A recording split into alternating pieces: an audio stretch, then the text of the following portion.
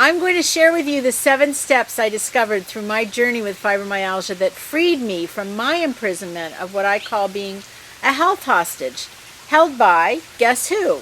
The chronic illness thief. Don't you relate to those terms? I coined them because that's exactly how I felt, a hostage to my health.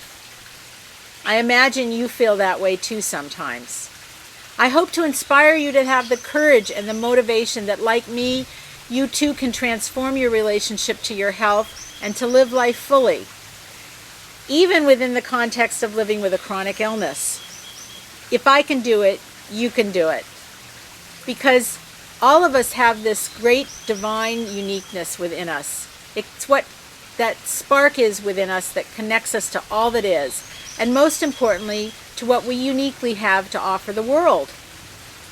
Perhaps some call it your life purpose, and some call it just the gifts and talents that are unique to who you are, with or without a purpose. It doesn't really matter, but we all have that spark.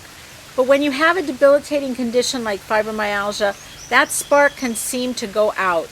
Did you ever notice if yours did? I surely noticed that mine did.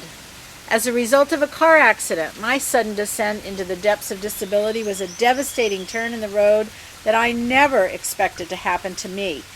In an instant, when the metal of our 2 cars collided, my path was forever changed. This is what is referred to as a defining moment in life. We all have many of them. What is most important about those moments is how you respond to them. Your response is what makes the difference in your experience, whether you grow from it or whether you fold from it. In the years following the accident, I struggled with the shattering impact that fibromyalgia and a mild traumatic brain injury imposed on every aspect of my life.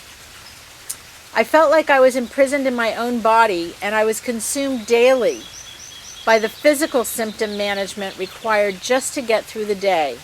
I'm sure you know what I'm talking about. I felt so unproductive most of the time, and that was very hard on me emotionally because I am by nature an achiever, a high achiever, which I'm guessing you probably figured out.